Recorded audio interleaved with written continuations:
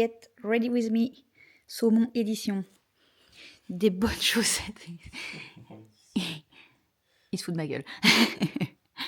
Des bonnes chaussettes de chez Decathlon de ski. Un bas rembourré, pas rembourré, comment on dit ? Doublé polaire, voilà. Mon soupule de ski également. Ma combi complète doublé polaire également. Mon pantalon de ski. Mon bonnet Saumon édition. Mon bonnet, mon cache-cou polaire, mes gants. Mon pull en laine. Ma bouillotte, parce que oui. Bien évidemment que oui. J'ai prévu de la mettre bien chaude et de la caser quelque part dans ma veste parce qu'il fait beaucoup trop froid. Et bien évidemment, la doudoune. Donc voilà, on verra ce que ça donne. J'enfile ça, puis j'espère que je pourrai encore bouger. Bon, let's go. J'ai déjà mis mes chaussettes, les bas, que je vous conseille d'ailleurs parce qu'ils sont doublés polaires, mais le fond, c'est comme des bas tout fins. Et ça, c'est génial parce que si on veut mettre des chaussettes en plus des bas, pour faire tout tenir, c'est super pratique, Primark. Et également ma petite astuce, quand je mets des bas comme ça, je mets un body pour éviter que les bas ne descendent, sinon ça me rend complètement taré. Ils sont plutôt pas mal ceux-là. Ça c'est vraiment sympa comme vlog, c'est conceptuel. Je te jure, j'ai déjà regardé des vlogs voyage et tout, mais j'ai jamais vu les petites astuces habillement. Je crois que c'est ce qui va faire toute la différence. Mais dites en commentaire si vous avez appris un truc. C'est une petite astuce qui fonctionne bien. Donc, oh putain de déo.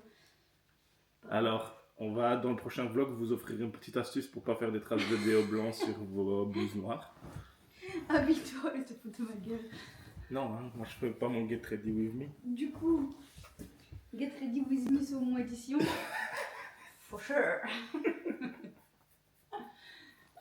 Je vais pas tout mettre maintenant parce que je vais mourir. Et j'ai pas envie de me lèche-les quand je sors. Mourir. C'est bien, le vlog pêche saumonée va déjà faire 15 minutes d'habillement. Non mais voilà, en gros voilà, plus qu'à mettre mon pantalon de ski, faire chauffer ma bouillotte et puis tout le reste et puis on est parti.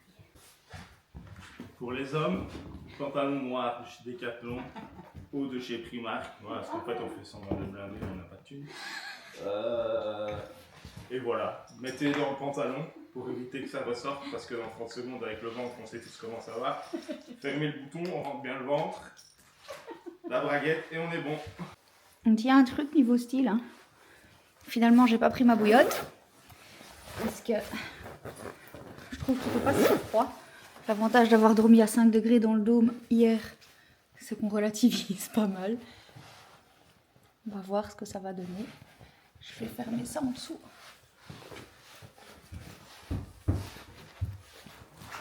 Ready? C'est parti. Ce qui est cool, c'est qu'on n'a pas loin à aller. Hein. Propriétaire du Airbnb où on est, il y a plein de bateaux. Quand je vous dis plein, il y en a un là, il y en a 2-3 dans le hangar là. Il y en a un là, il y en a un là.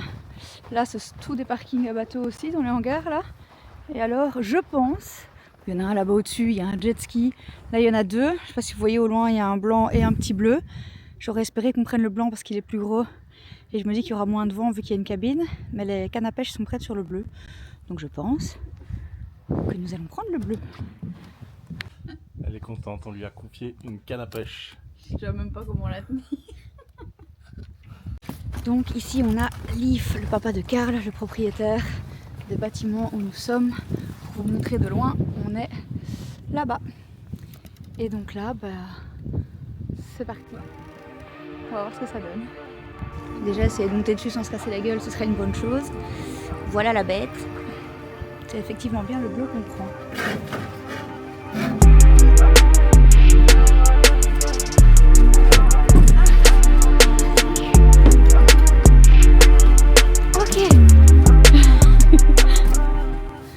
C'est parti pour 2 heures dans les mers norvégiennes.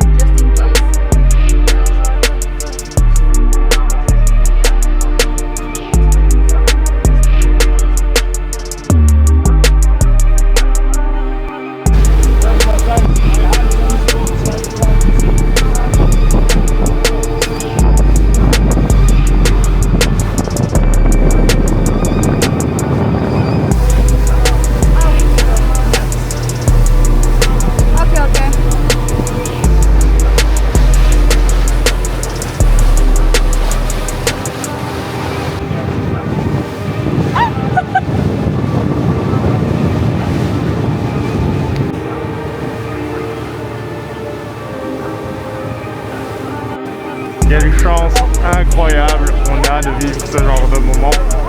C'est pas pour les gens qui vont regarder cette vidéo, mais je me sens tellement chanceux, tellement heureux, tellement gratitude de pouvoir partager ce genre de moment avec ma femme.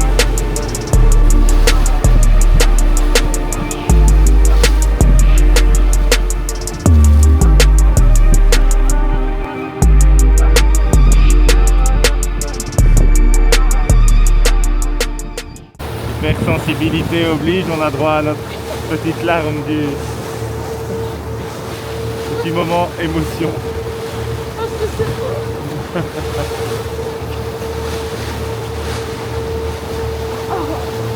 Notre pilote nous explique que ici, je vais vous tourner la caméra. Vous avez la plus petite commune du monde sur laquelle il a également une maison. Quand sa femme l'ennuie, il va dessus et c'est 15 habitants.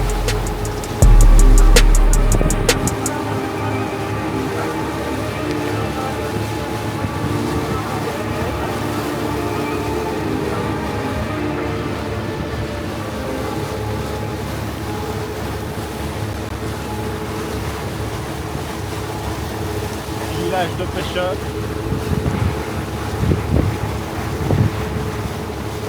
Incroyable. Trouver du poisson.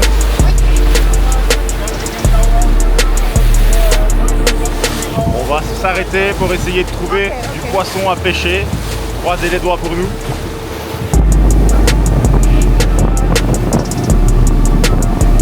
Je sais pas du tout si on va le voir, mais il y a un aigle, que je dise pas de conneries. Là, la pointe qu'on voit là, c'est un aigle.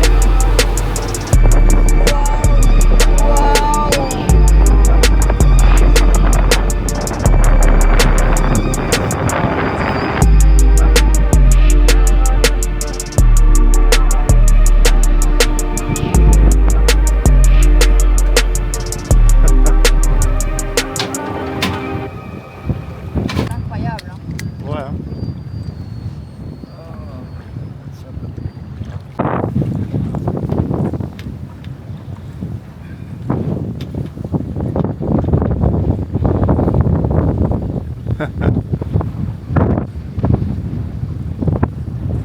Et donc choper le fond et la ligne a cassé.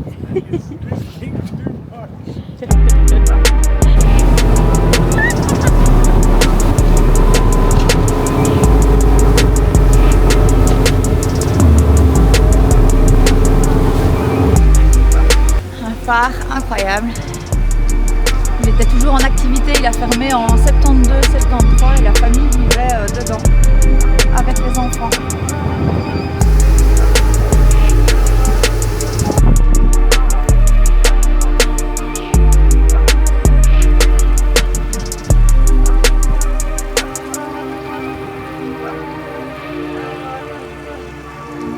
Et c'est là qu'on dort.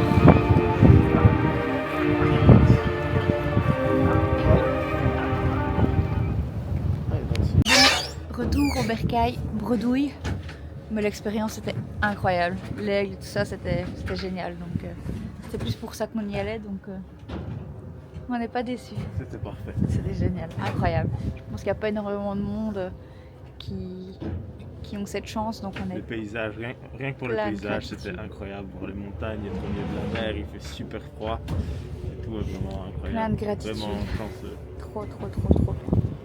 Et puis on a du saumon dans le frigo, alors ça va.